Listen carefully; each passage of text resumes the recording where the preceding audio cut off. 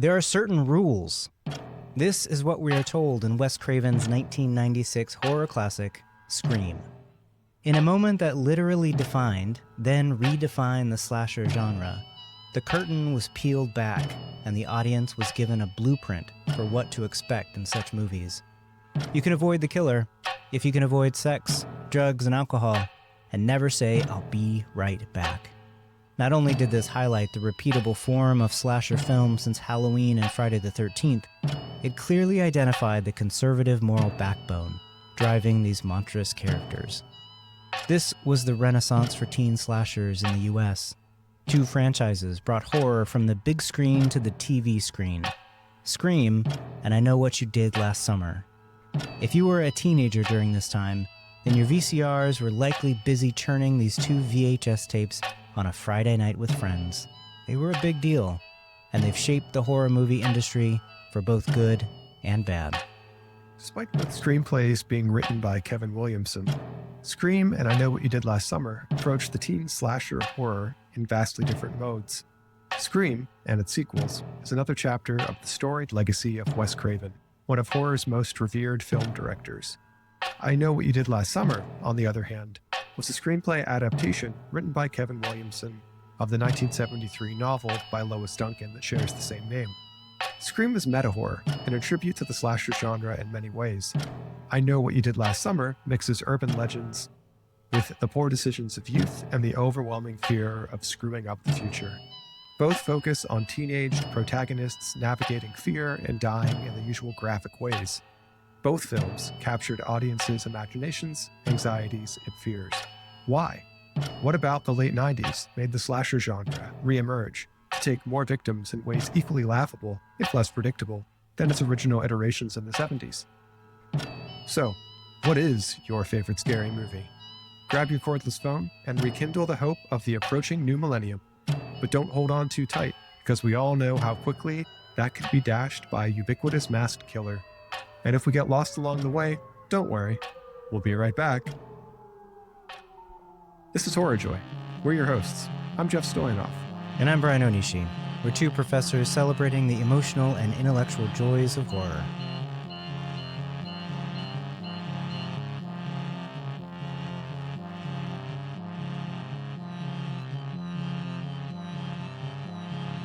All right, welcome back, Yins. We are here with another episode of Horror Joy. This time we're talking 90s slashers with Scream and I Know What You Did Last Summer from 1996 and 1997, respectively. So Brian and I today are doing our very own share, and we are turning back time. Brian, both these movies, I don't know about for you, but for me, for sure, these defined my junior high school years. Like, we would watch these on VHS, rent them at the local video store, which here in good old Altoona, Pennsylvania was not a block on this side of town. It was some like off-brand generic video store that was originally called First Row Video and then was called Movies with like a cow in sunglasses. Yeah. So I remember renting these films. I remember watching them with my friend group in the late 90s on Friday nights so many times. You know, there's a bunch of other VHS tapes I could think about that were equally watched during the late 90s. Not horror necessarily, but a lot of comedies. Something About Mary, American Pie, stuff like that. But yeah, these two for sure defined Halloween and like just the horror genre for us growing up in the late 90s. In many ways, though, as we allude to a bit in the introduction, they're rekindling of what had been a genre that really got its legs, like we discussed with our Halloween episode in the 70s. The Scream franchise probably a little bit more successful overall than I Know What You Did Last Summer. I know there was a Amazon Prime series that tried to reboot it, and I think it's already been canceled if I'm not mistaken. But yeah, like we have these two teen slasher films that pretty much follow the same beats as far as plot goes, but have very different content within them. And I think today we're here to look at, what about the 90s brought this genre, I should say, back into the forefront. Why did we all respond so well to it? Because they did fairly well at the box office. They made a lot of money for horror during that time period. So, Brian, your memories of these two films. Let's start there. Yeah, it's funny. I've talked a lot about how I think horror movies were really not a big deal growing up. I read a lot of horror, and only kind of in the last few years, maybe the last decade or so, watching horror films has become a normal thing. Scream, of course, though, broke through that. Went to see it, but it wasn't the kind of thing that was on repeat. However, what I think it did is it either captured or created, or both, the feeling of the 90s. There was something, right? It comes out in 1996. This is, I think, of sixth grade, seventh grade time period. And right then it just like, it changed. Again, maybe it changed, or it just understood the texture of the time, because I feel like that moment in horror cinema, like, broke through a lot of popular culture, and Scream became like something that people talked about, something people quoted, something people kind of used as a touch point for conversation with each other. So I don't have these like robust memories, but I have this like very clear feeling that this was just a moment in pop culture that was palpable. And I want to talk a lot about it. Rewatching it again for this episode, I was struck by how well it holds up. I think it's a good movie. Like it's a good slasher movie. I'm not convinced that I Know What You Did Last Summer is that, but Scream is good.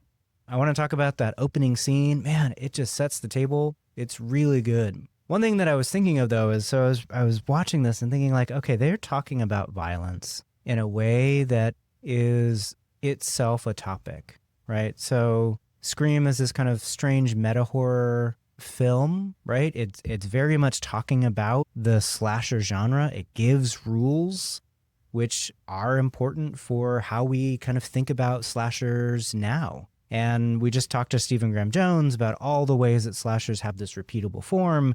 We've talked to lots of people. Kelly J. Baker mentioned that these are the kinds of things that she finds so comforting, that slashers are going to follow this pattern.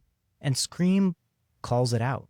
But the violence that's like really on display made me think of Columbine. So another huge touchstone pop culture, but just not pop culture, cultural event that happened in the 90s was Columbine. And it happened in 1999. Is that right?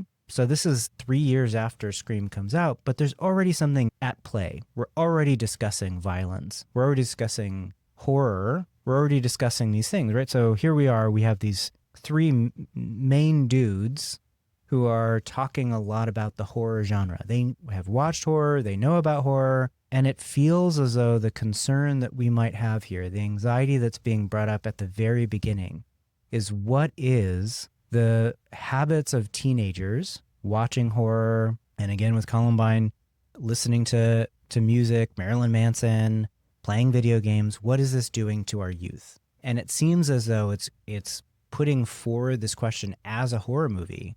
Like, what is this doing to people? Is it creating some kind of monstrous generation? And I think we've done some work here to push back against the idea that if you're a horror fan, then you're some kind of monstrous, sick, dark person. There's a lot of joy here, right? But I think that's one of the big questions for me, is like, what's going on here? What are the anxieties of the 90s that these two slasher films get to? And I think that there's kind of lots to say, but this violence question is there for me. So I want to know what you think about that. So that's kind of, I think, my jumping point. Both movies I watched when I was young, when they first came out, and both really hit like that kind of cultural moment. And violence seems to be a huge question. Of course, setting ourselves up for failure and the anxieties of like future plans. That's another one. So I'm going to throw it to you, Jeff. What do you think? What are the anxieties at play behind these two slashers? And like, let's just get into Scream. I want to know your thoughts about Scream. Again, I love this opening scene. If you want to talk about that, let's do it. Where do you want to take us? Anxieties, slashers, Scream. Yeah, man, the violence thing's a good question, because I was sitting here while you were talking through this and looking at the notes earlier about Columbine. And I guess I would have been in 8th grade when Columbine happened.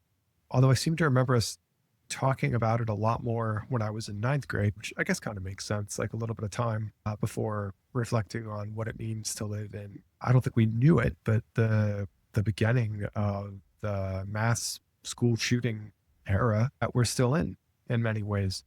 You and I didn't necessarily quote unquote grow up with this, but all the students that we teach, this is normal for them. And I don't think we spend nearly enough time reflecting on what that says about us as a society, that violence is the expectation. So I think your question here, and Scream is a good one. So maybe, why are slashers coming back into popularity in the late 90s? Why at the same time does the first modern mass school shooting happen? Is it a society that has embraced violence in a way? Is it a society that lacks networks or frameworks of care to care for people who need help and then act out violently in order to get attention, in order to, feel vindicated in some way? Because growing up in Altoona, I guess not really a suburb, just like small-ish town, old Rust Belt, mostly white in the 90s. I don't think we felt the violence here as much in many ways. We're still at the very beginning of the tech bubble bursting in the late 90s, or pre-2008 housing market crash, all of those things. So economically, I mean, it kind of felt okay to be growing up here. So I don't really see the violence in that way. But then your question about expectations, I think, is also to this, because it seems that for millennials, especially growing up, there was this expectation of success. You were going to succeed. You had to go and do these things. And if you didn't, you were a failure. What does it mean to be a failure? And then how is violence tied into being a failure? So, I mean, I think there's just some questions these movies explore, particularly Scream, in its way, with its meta horror. I know what you did last summer does in some ways too, probably not as successfully, but in some other ways that I think are interesting. We'll jump in to Scream, because I agree with you. This opening scene is just glorious. It is an homage. I mean, a lot of Scream is an homage to Halloween and John Carpenter and the slashers of the 70s and 80s in their own ways. But it's in many ways like a direct homage to Halloween. Drew Barrymore's character is making Jiffy Pop popcorn on a stove, like a direct callback to Halloween. There's the ringing phones. Man, the incessant ringing phones in that first scene, it did feel like Halloween all over again, or even Black Christmas, where these phones are just ringing. The calls are not coming from inside the house, dear listeners, because at this point we have cell phones, and that changes the game for how we can communicate and prank people and scare them and really mentally screw with them, as is what the killers are doing here. The sort of almost flirtatious aspect of the conversation, not the first crank call, not the second crank call, by the third one, what's your favorite scary movie? And then the critique of the genre that we get not only here in the beginning of the movie, but later on from Sydney, I think is our character's name in the film too. And then for it all to go just completely awry and to have her boyfriend like gutted, then for her parents to come home and find her slowly dying on the cell phone. So they pick it up and they can hear her talking on the cordless phone. Like, I don't know if many of our viewers or listeners will remember the cordless phones from the late 90s, but if someone was on the line, even if like the call wasn't active, you could pick it up, but it was almost like a walkie-talkie in that way, like an open line of communication. So they hear what's happening to her as she's slowly dying. It's sort of horrific for her parents. And then like, it just cuts to like a high school scene. So like you have this horrific thing that happens. We get to the high school scene in like peak 90s fashion. There are these actors who are way too old to be playing high school students. And you're like, and also like growing up again in Central PA, we would all watch these movies and be like, high school is nothing like this at all. And we would think maybe because it's in California, maybe things are different out there. Who knows? But like where we went to school, not like that. You weren't allowed just to hang out outside and be a delinquent. No, sir. No, ma'am. You would have to be thrown back inside, maybe because of the weather, maybe because of just, I don't know, attitudes, habits at our high school. I've seen pictures from the 70s, the high school I went to. People were outside all the time. So maybe just a change in the times. Who knows? Post-Columbine though too. So I guess that could be a reason now that I'm talking through this. Yeah. So like that opening scene, man, that sets the stage for where this is going to be a movie that is about slashers, but it is still itself a slasher. And I think we get lulled at times into a false sense of security watching the film, that it is not in fact actively a horror movie too. So in many ways, what's great about Scream is it undoes expectations, where that, like, when we've talked about the joy we find in horror, I've said a few times, we've had guests mention this a few times, where there's something about knowing that you technically are safe and that you don't have anything to fear about when watching a horror movie. Scream, it undoes that in some ways. Like, you're aware that you're watching a movie, but also the characters in the movie are having this meta commentary of how to survive a horror movie, and they still fuck it up. So, like, that's brilliant. That's brilliant in its way. I think this is why, like, some of the stuff we'll get into later, we have the same screenwriter for both Scream and I Know What You Did Last Summer. There are some critics who question, what was it about Scream that Williamson gets so right, but can't seem to hit on again for I Know What You Did Last Summer. But not to jump ahead of ourselves here. So, Brian, this opening scene, talk to me. What do we see here that really sticks out to you? I think you're right. There's something about the phone call that sets the stage, right? It's weird because now I think we talk so little on the phone that in some ways the anxiety of getting a phone call is heightened. Like, I don't know about you, but I talk so rarely on the phone. When I get a phone call, I'm like, or I have to make a phone call to somebody, the dentist or the doctor or whoever, it's like, gosh, really? I don't want to do that. I don't want to talk to people on the phone. But I know, talking to students and, like, even my kids, like, they do not talk on the phone. And I think they don't understand, like you were saying, that there's a phone call we don't know who it is. There's no caller ID. She picks it up. It's just like out of the blue. It's just a hello. Like, this is a normal thing. Somebody can just reach you, right?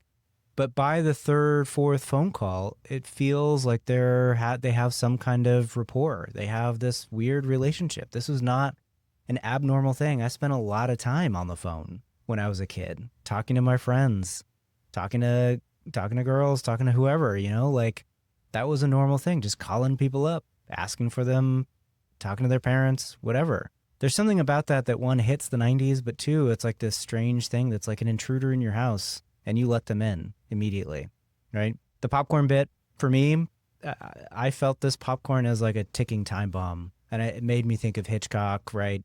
We've talked to people, I think Paul Tremblay mentioned the kind of suspension, or sorry, the suspense that Hitchcock talks about when there's a time bomb that is going to go off.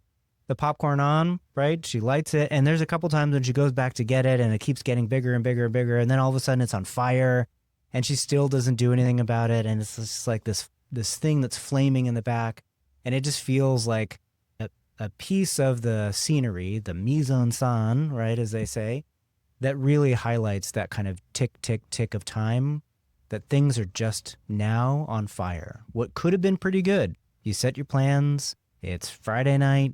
You're going to watch a movie.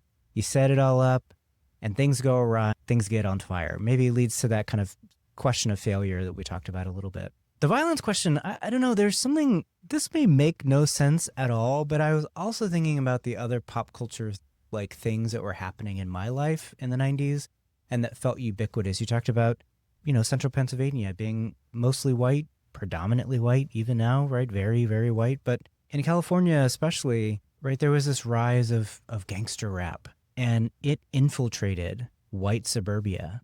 So you read accounts by people like George Yancey who talk about rap, or Cornel West, who talk about the kind of rise of rap and the imaginary of white suburbia coming into contact with this kind of culture for the first time. And I think there may be some question about the intruder, right, of white culture, right? Some outside force is now coming into our quote unquote safe white spaces and creating this imaginary that's very unsafe, this violent thing, which of course leads to all kinds of racism and terrible ideas about what it means to be black or brown and all that, right? So I think there's this kind of strange question there. I'm not, again, that might be a little weird, a little out there. Let me know if you think that's a little wild. Do you think I'm off? Send us an email or whatever. But okay, getting beyond that first scene, I think we get a couple of things. Throwback again to Halloween, this like idea that the high school may be a kind of safe space. We get that quick transition to the high school, and we see this setting where everybody knows about what happened, but they're there in high school and it's safe, right? And again, I think that's something that we had to like really deal with. Like you're saying, 1999 hits, Columbine hits, and the era of mass shootings continues. And it was new for us. But I think we, at least for me, maintain this idea that if you're in high school, like you feel kind of safe. People are going to protect you. And I think that that's really kind of being questioned right here in this moment in Scream, right? Is high school really a safe space? Okay. Want to talk about the rules, right? How that works here in Scream. So I can't remember her name, but yeah, so Drew Barrymore is this ultimate red herring, which is great, of course. Slashers always have red herrings. She was a big name cast, but she gets killed very early on. But she knows a little bit about horror movies, but she gets tripped up with who was the actual killer in Friday the 13th, etc. Sydney, however, our main character, Nev Campbell, knows some of the rules, right? She knows that running upstairs is unoriginal. She knows that there's like bad decisions that are made. And I love that at some point she actually does run up the stairs and breaks the rules even though she knows them. But there's something about like knowing the rules of the slasher genre that helps establish a kind of sense of safety that is, again, continually disrupted in this movie, right? But the rules that we get, there's some kind of monstrous image, some thing with a knife or a sharp object stalking beautiful women. We got teenagers, young adults, they're victims. The killer is indestructible, seemingly. Of course, we get this idea about the spin-offs and the sequels, etc. And there's this quote from Andrew Britton, right? So I was reading The Case of Scream, Resurrecting and Updating the Teenage Slasher by Valerie Wee, and she's quoting Andrew Britton. Britton says, "It became obvious at a very early stage in the slasher film cycle that every spectator knew exactly what the film was going to do at every point, even down to the order in which it would dispose of its characters. The film's total predictability did not create boredom or disappointment, at least not initially. On the contrary, the predictability was clearly the main source of pleasure, and the only occasion for disappointment would have been a modulation of the formula, not a repetition of it." And I think something that's so brilliant, I want to talk about this meta aspect of Scream. Something that's so brilliant is that it disrupted the rules. It told you the rules, and then it disrupted them.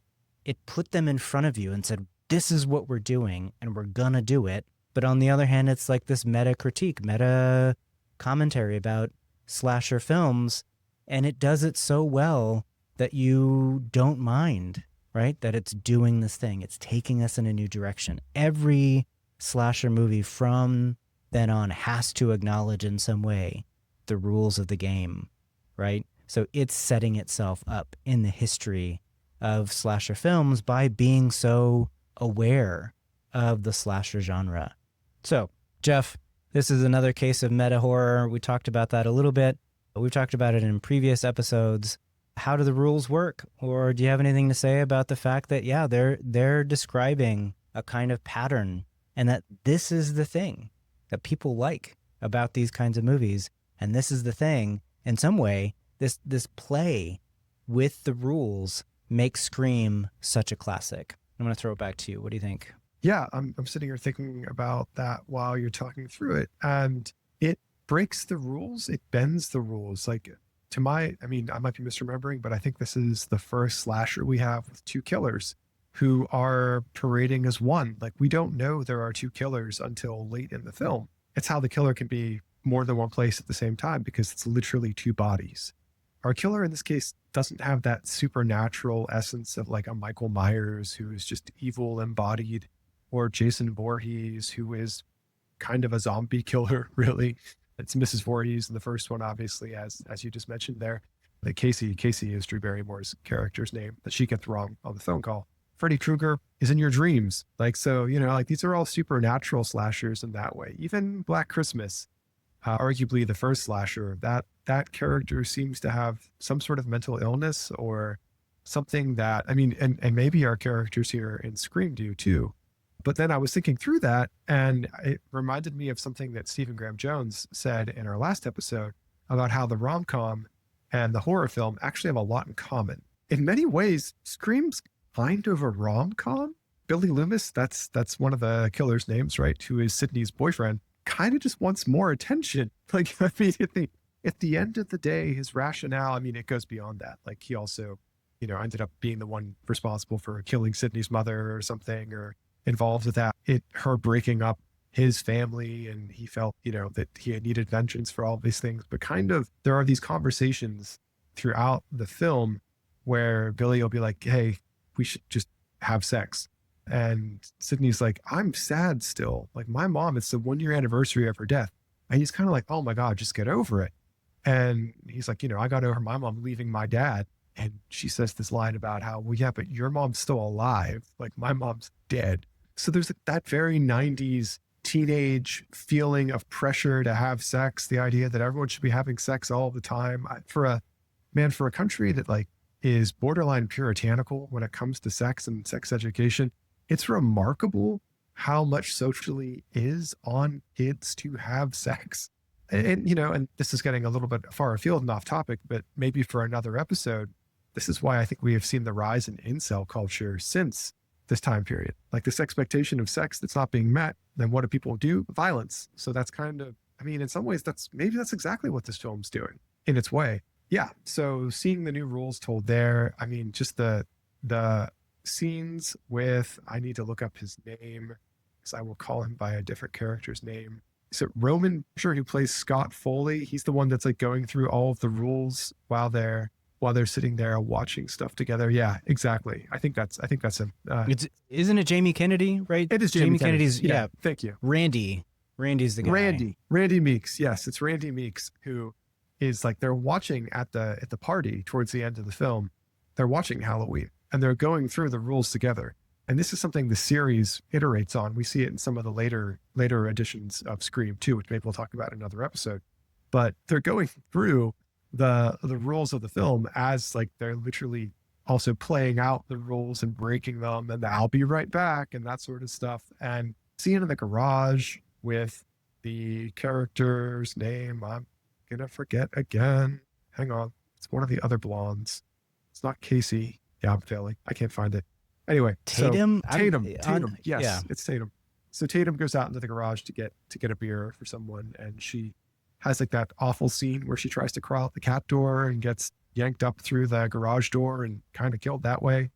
So again, like, it's any more or less ridiculous than some of the deaths we saw in, say, something like Halloween in the 1970s. I mean, it's more innovative and it uses technology that perhaps we didn't have in the 70s, but it's kind of equally stupid. Like, you're trying to escape crawling out a cat door. Come on. One thing that's not changed from the formula though, and maybe this is part of that comfort you're talking about, we're comfortable seeing a movie that has the same formula, is the violence that's committed primarily against attractive women's bodies. Like, there are men that are killed in the movie, obviously, but they're not killed in the graphic ways that sort of the camera lingers in its way as these women are being murdered in these scenes.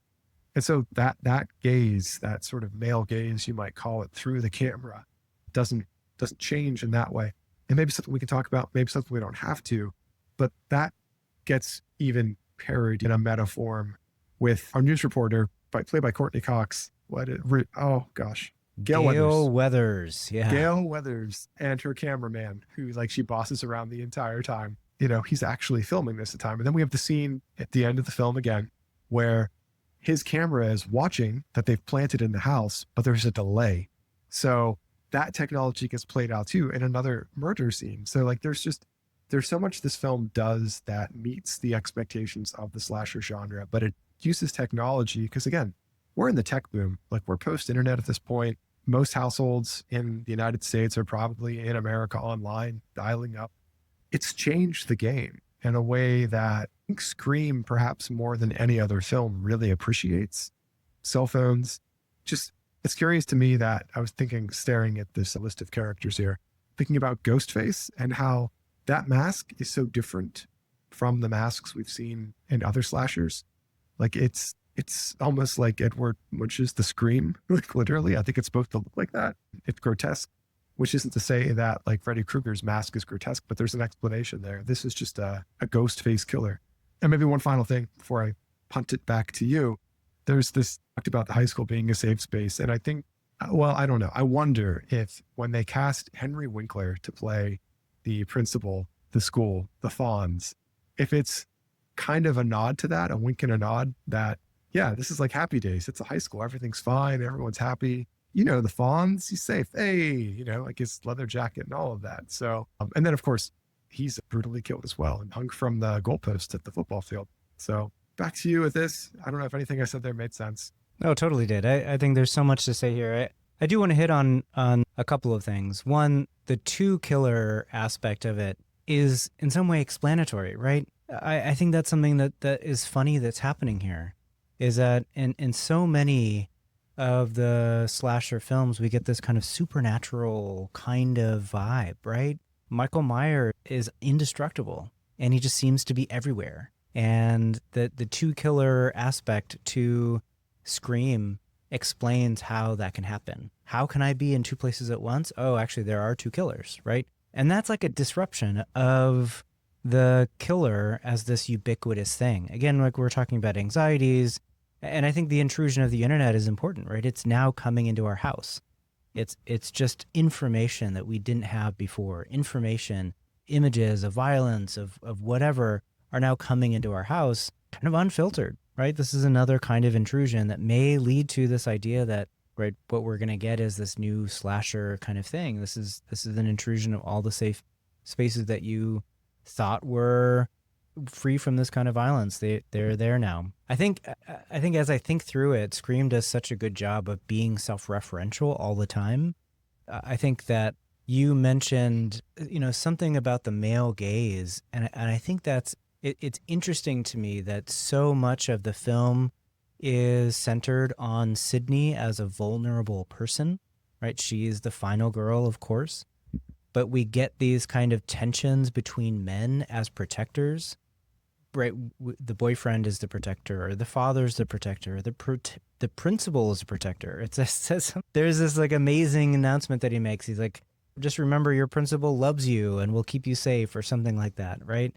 Dewey as the protector, as the police officer, and all of them fail, right? The failure of the system to protect, I think, is at stake here. But I think the boyfriend particularly, one, Skeet Ulrich, right, just looks like Johnny Depp from Nightmare on Elm Street so much. It was like really hard for me to not think that's got to be deliberate and also a little bit uncanny. But there's this moment where she apologized for having that post-trauma of her mother died. And you mentioned that, right?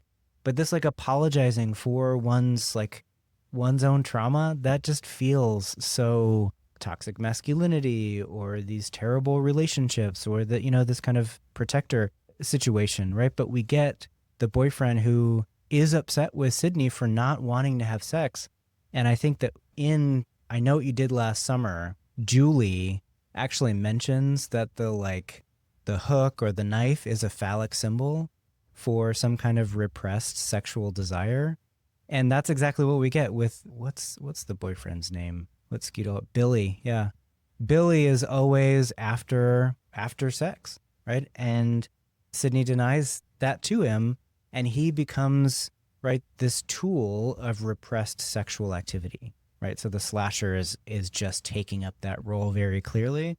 And again, I think that there's just this is the kind of meta commentary at play of the incel kind of stuff you were talking about, right? This is the acting out of that repression, at least potentially, right? I think there's a lot more to say about Scream, but I think maybe we should turn to I Know What You Did Last Summer. Unless you have any final thoughts you want to interject here. Not especially. Just want to point out that this friend group isn't super believable at times. I think it's Stu is dating the other killer. Stu is dating Tatum, I want to say. So it's instead of the call coming from inside the house, the killer's coming from inside the friend group.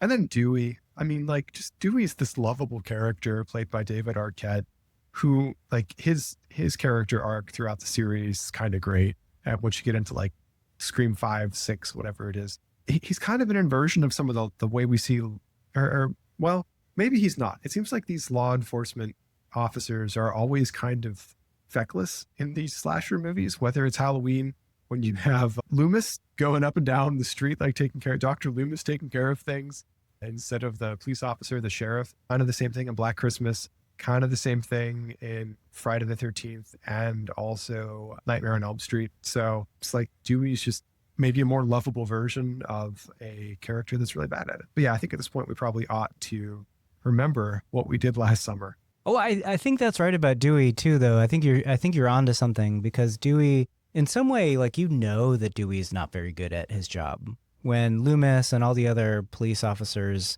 and law enforcement in these other films, they're like really confident. They're like, yeah, don't worry, I'm definitely going to protect you. And Dewey's just like, he's trying his best, and I don't think he's like, I think he's clouded by his attraction to Gale Weathers and all that stuff. But yeah, he's definitely, that's another turn, right? You are rooting for the police officer. You want that to be successful or something. Okay, let's get into I Know What You Did Last Summer. I don't know, man. I'm just not convinced that this was a good movie. The setup is interesting, right? You've got these teens, 4th of July, they're out partying. They get a little bit reckless. At one point, one of the characters played by Ryan Philippe, who I've never liked very much as an actor, Barry, like, he says something about like participating in this kind of decadent, a celebration of youth or something like that, right? So they're out, they're drinking, they're partying, they're driving, and they hit somebody, right? And I think this anxiety of the future is very clear. They are all talking about their future plans. Where are you going? You're going to be a quarterback. I'm going to be a movie star. You're going to be some brilliant scientist, and you're going to be some like weirdo philosopher, which we all are. I'm sorry. Like, that's the hope for Freddie Prinze Jr. But they've got all these plans. They've got all this hope, and it's dashed because they were being careless, decadent, too much partying, too much drinking, and they just made some really bad decisions. So the bad decisions of their youth has ruined their life, and it comes back to get them. Killer waits a year, anniversary of that 4th of July, when they hit that person, push them into the water, maybe alive, comes back around. Notes are being left, clues are being discovered, and we have ourselves another ubiquitous slasher, this time The Fisherman. I don't know. Tell me what you think about what you did last summer. How does this hit, and how does it compare, even just like 90s terms, with Scream? I think there's so many bangs in both of these films. Like, everybody's got bangs. What's up with that? And like, you got these incredible casts: Freddie Prinze Jr. and Jennifer Love Hewitt and Sarah Michelle Gellar and Ryan Philippe or whatever. Right? It's amazing. Anyways, tell me about I Know What You Did Last Summer, Jeff. Yeah, that's what I was just going to say, Brian. Like, before you mentioned that, it's like, interestingly, Scream has a pretty good cast. I mean, Drew Barrymore is, like you said, she's right there early, and then she's gone. And then otherwise, you're left with Nev Campbell. Nev Campbell is the one that plays Sidney Prescott. So then that's pretty much it for like your star power in that. I mean, there's film. Rose McGowan, and there's, what's her name from Friends? Oh, Courtney Cox. I guess. Courtney Cox. Yeah, okay, sure. But yeah, like, you're right. You are right. It's not like this stellar lineup of like these teenage heartthrobs of Jennifer Love, Freddie Prinze Jr., Sarah Michelle Gellar, and Ryan Philippe. I don't know how you say his last name. I should. My husband loves him. I think he's in Cruel Intentions or some other film like that was very popular in the late 90s. And I'm always like, I'm with you. I don't think he's a very good actor. I don't really like him. I think he plays this role really well. And, Ryan, if you're listening, A, thank you. B, maybe you're a super swell guy, but you always kind of come off as a bit of a prick. And so like this role was good for you. This role was meant for you. Maybe this role defined you. Anne Hesh shows up randomly, like in this film. Just Johnny Galecki. Like there's people in this film that you recognize from places, and it's like, okay, wow. But it's not very good. It's just not very good. I like your description of decadence and how like it's, for whatever reason, it's small town USA, a fishing town somewhere, probably in the Northeast, I would imagine, unless I'm completely wrong, and it's the Northwest. I think it's North Carolina. There's one shot. Yeah, you're right. Yeah. You're right. So should have said coastal. That would have been safer. It's a small town in a sort of fishing village of sorts in North Carolina. But they seem to have all of this money at the same time. So like it is this celebration of late 90s Americana where even the middle class is doing really well in comparison to, say, right now. I want to read, if I can, a quick quote from a movie review, essentially, from University Wire in 1997.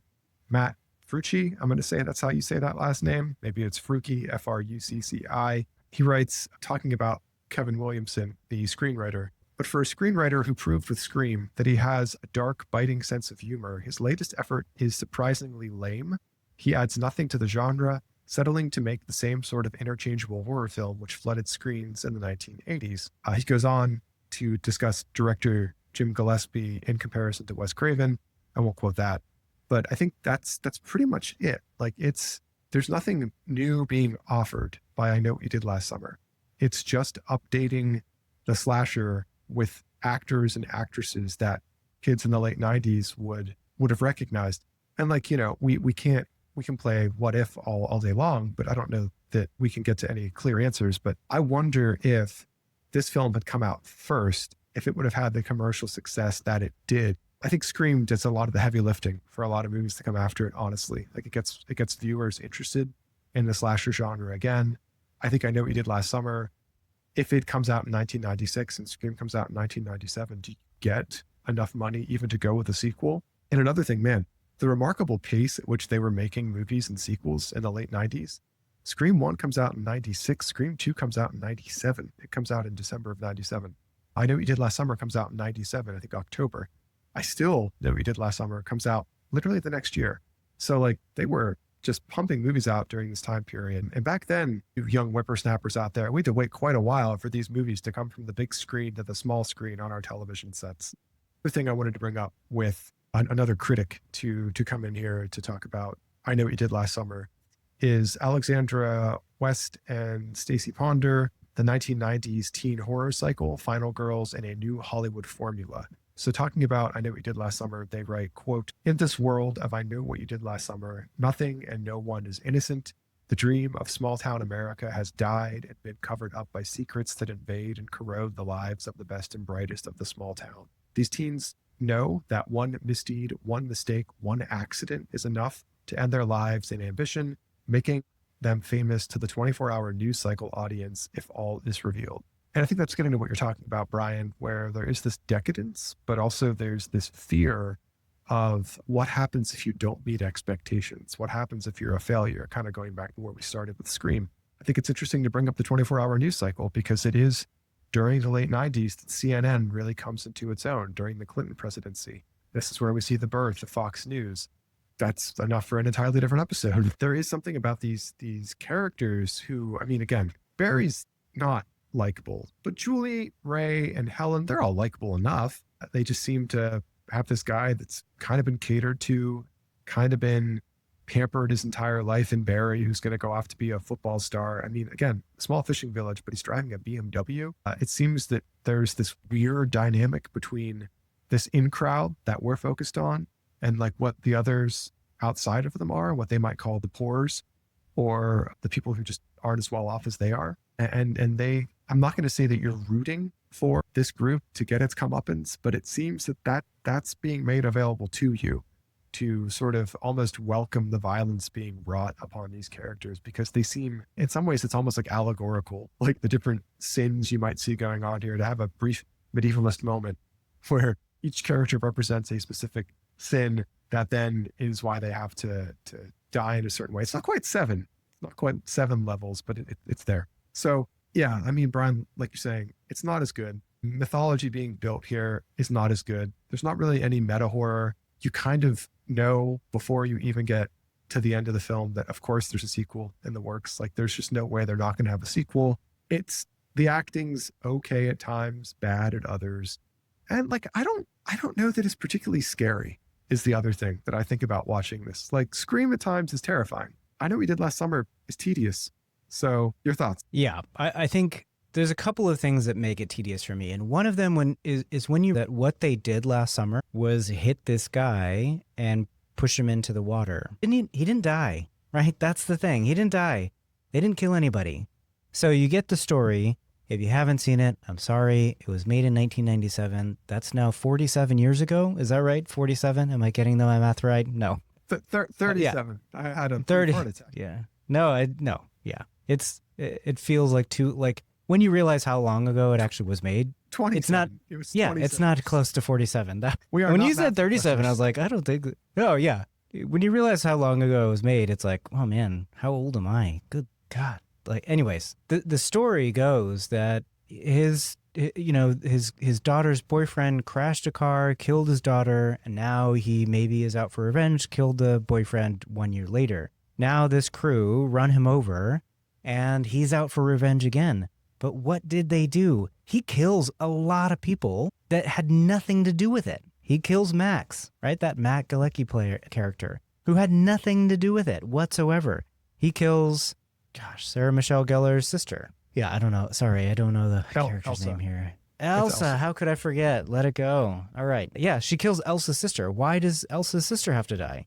Right? There's just a lot of people that die that the revenge doesn't make sense to me, right? It's the revenge is too robust in some way. So Helen, Sarah Michelle Gellar, Elsa is her sister. So Helen's Elsa sister, is the sister. Okay. Yeah. Elsa is the sister. Helen? Is that what you're saying? Helen, yes. Man, all right. Sorry. Folks. Okay, so Fisherman kills Helen's sister, and there's just no reason for it. Like, why does he kill her? The revenge, it just seems, again, it seems too robust for me. It doesn't make sense, right? I think there was a chance to do for urban legends what Scream did for slashers, because at the very beginning, what are they doing? They're talking around a fire. They're telling stories, just like Stephen Graham Jones said, right? And they're talking about this guy with a hook arm, and it's an urban legend. Oh, this is how I heard it. Oh, I heard a different version. I heard it from a friend of a friend of a friend. I heard it from my friend's brother's cousin, right? All those kinds of things.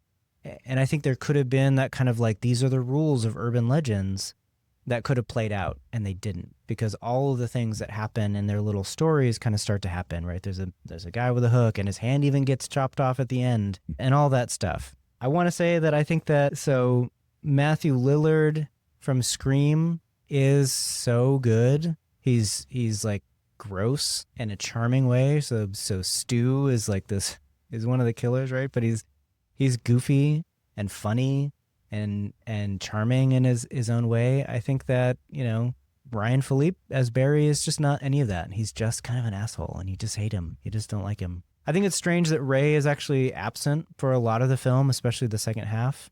And you have to do that to set him up as the red herring, right? We find out that he visited Anne Hesh and his boat is Billy Blue or whatever.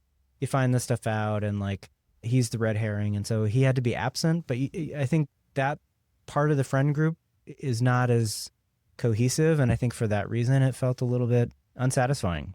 Yeah. So I don't know. I think I Know What You Did Last Summer for me falls apart a little bit. It's certainly not as good as Scream. I think there's some other things we can talk about, like, I don't know, Sarah Michelle Gellar is a pageant winner. She's a winner of some kind of beauty pageant, and she goes back, right, 1 year later again from the anniversary of when she won and when they killed or maybe killed this guy, and she sees the other pageant contestants, and she's just like, what is this? So there's this return back to home and seeing your hometown in a different way, seeing those relationships, those friendships in a different way. I think it's not only the fear of not following through with your dreams, but the fear of coming back and things changing, of leaving and things changing, right? That kind of moment where you're done with high school and things are about to change and you're really not sure what's going to happen. So, like, all those anxieties, I think, are there. You lose the future, you lose your friends both. And that, I think, is hard. That's probably part of the thing. Playing into the slasher rules very early on, they lose, they both of the couples have sex on the beach or whatever, seemingly. At least that's implied. So if we're playing into the rules, they're drinking and they're having sex, it seems like they're all going to die anyway. Yeah.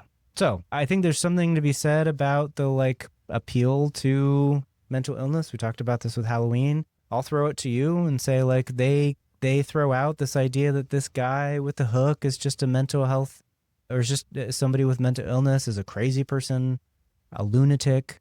How does mental health play a part in this series or in this story? So a good question. How does mental health play into it? I think I think in some ways the mental health narrative that we're getting in I Know What You Did Last Summer is tied to the class narrative. Like it seems that this guy's crazy because he wants vengeance for you thinking you left him for dead and then threw him in the water. Like that's you're right. It does. I think the revenge, the retribution's a little too strong armed in this movie. It seems that these teenagers, because like what's interesting about I Know What We Did Last Summer compared to say Scream is they've graduated, and I Know What You Did Last Summer. In Scream, they're still like actively high school students. They're not graduated yet at that point. Maybe there's like critique of anxiety, like how all of these people seem to have anxiety for the future.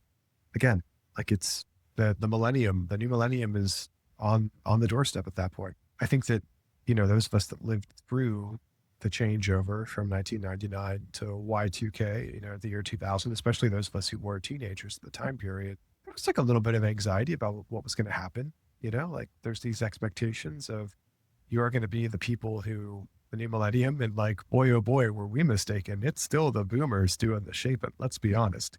We got our octogenarian friends hanging out in Congress, the Senate, doing all the work still. So that hasn't come to fruition yet, let alone or Gen Xers. They're still like angry about everything typically. Love to you, our Gen X listeners. Thank you for listening. You'd also probably get counseling because, anyway, we all should really at this point as the world burns around us.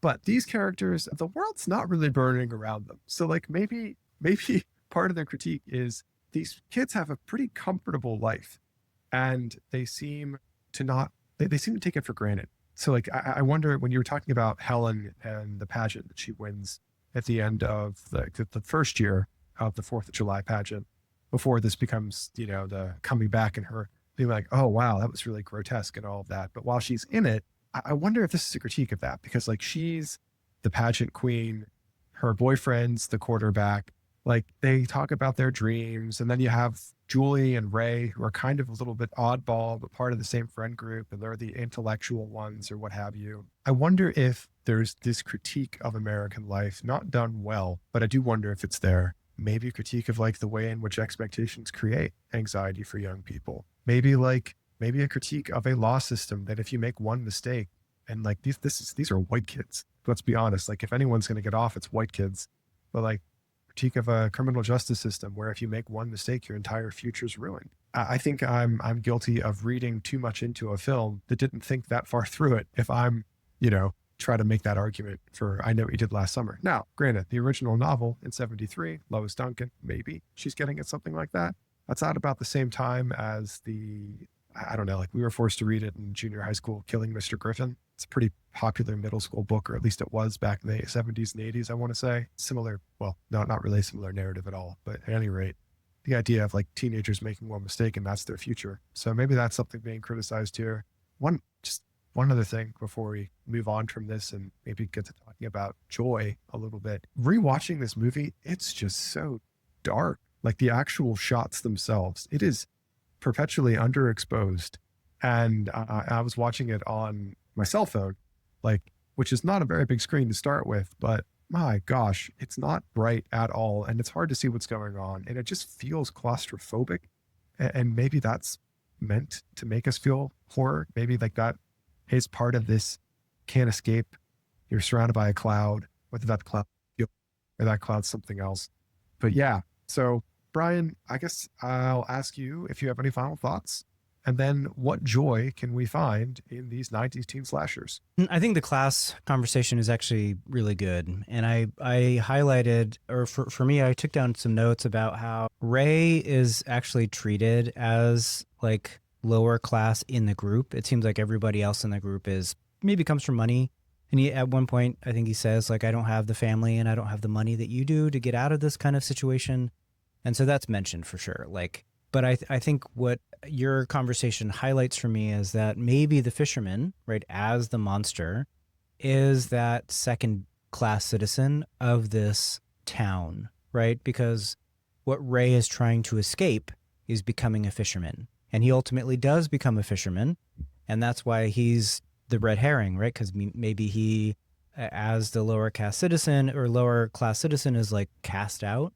And Max too is also rejected by Julie as not being somebody worth her time. Maybe because again, he is later working at the docks. And Hesh, her character, they go out to visit her. She lives in a fairly rundown place, right? She's cutting up fish, right? There's this whole like sense in which, oh, these young students have hopes of getting out. What is their great hope? Leaving this place. They want to get away from all of the things that they know. And maybe there's something about the destruction of the killing of that class in its way, right? I know what you did last summer. I know what you did, Ronald Reagan or whoever, right? You've just kind of killed the hopes of all those who are not upper class, who are not elite, and revenge needs to be taken out so that the sense of revenge that we're talking about is more global. It's about that kind of upper class owners of the markets and owners of money and that kind of thing that we get in the pageant winners and that kind of thing. So I think that makes sense for me. So yeah, I think your conversation about class helps to make sense a little bit, but again, I think that's also the failing of the movie. It doesn't actually take that critique far enough. I don't think we really get like side by side that class dynamic except for Ray's explicit discussion of it. And I think we could have seen a clear picture of that class struggle in the film itself. But again, maybe that's where it fails. Let's turn to Joy. There is, we have worked a lot here and we've talked a lot here about the ways horror films work. And I think that the joy that I got from Scream, there's so many levels of it, but like identifying the rules of the game, identifying the structure of the narrative, there's something joyful about that, right? It's like the analysis that we're doing, the kind of inroads in starts to form in some way right there at the acknowledgement that there's a genre happening. And I love that this is coming on the heels of talking to Stephen Graham Jones. So if you have read his slasher trilogy, his slasher trilogy or his I Was a Teenage Slasher, especially that last one. So in the slasher trilogy, Jay Daniels describes slasher movies all the time. She has this incredible knowledge of it and is going through it. I Was a Teenage Slasher, though, takes up the slasher as this kind of essentialized thing, like a werewolf, like a vampire. It follows the rules. It's, the Tali, the main character, is kind of converted to being a slasher without really wanting to be in some way. And why that brings joy to me here is because there's something about, one, having this conversation on the heels of talking to Stephen Graham Jones and that kind of slasher stuff that he's doing. It's alive and well, but it's also this sense in which, one, the analysis is there for the genre, two, that there's this continual pushing of this genre to do new things and to recognize itself, and by recognizing itself, do some turning and to get us somewhere new. Scream hits, and it's like, this is something new. This is incredible. By pointing out the old and playing out the old, it provides some new version of the thing. Less joy, I think, in I Know What You Did Last Summer, but seeing the characters, seeing Jennifer Love Hewitt, Sarah Michelle Gellar, Freddie Prinze Jr., the staples of 90s heartthrob. Yeah, there's some joy about that. Freddie Prinze Jr., I just don't know if he was a very good actor either, but certainly had some charm. Yeah. I'll turn it to you. Where'd you find joy this week? Yeah, I want to try to stand up for I Know What You Did Last Summer, but it's hard. Like, it's the joy there is strictly nostalgia. Like, I just think back to, again, video rental stores and VHS players and getting together with friends to watch a movie on a Friday night. Again, that's part of the communal aspect of horror, but in general film, like, I think that in many ways post-COVID, we don't think about community the same way we did before COVID. But even like public spaces are one thing, but gathering together in a group to watch a movie, that's just not something that we do anymore that much anyway. Maybe that's just getting old, but maybe it's being young and being able to watch a movie together with friends in a time before you had to have a job and stuff like that is great. Like, there's some joy there. Scream, like, especially now thinking, again, 28 years after actually in 2026, Scream will turn 30, which is crazy. It holds up really well. I found that really joyful, like watching it again, like seeing that it still holds up, that it's good. The meta horror commentary, like you say, just the fact that it reintroduces both of these films in their way, but again, primarily Scream reintroduces a generation of people to horror. It probably, I mean, for me, it was one of my ways into some of the older films like Halloween and some of the other older slashers. But for many folks, this would be the gateway to get into other horror. You mentioned Stephen Graham Jones and coming off the conversation with him and how like these movies really are informed by that and our discussions informed by that. And I would agree. Maybe to preview a conversation we have coming down the road with horror creator Patrick Horvath, the graphic novel Beneath the Trees Where Nobody Sees. There's a lot there that I think responds to what we see in something like I Know What You Did Last Summer, perhaps more so than Scream, but kind of also responds to Dexter in its way. One day we'll get to, who knows.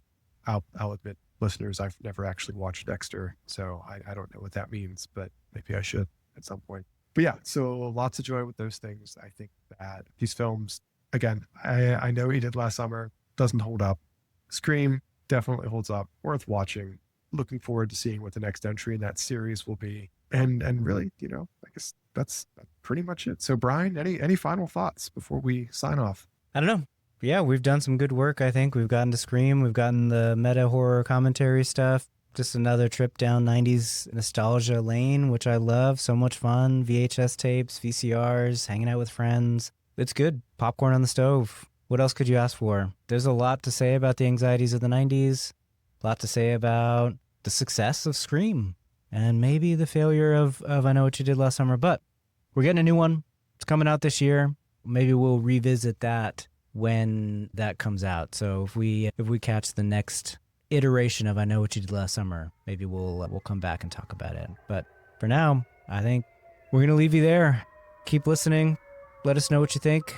And as always, find joy even in horror. This has been an episode of Horror Joy, produced in conjunction with Axis Mundi Media. Thanks for joining us. We want to hear from you. You can find us at Horror Joy Pod on Instagram or at Horror Joy Pod on YouTube.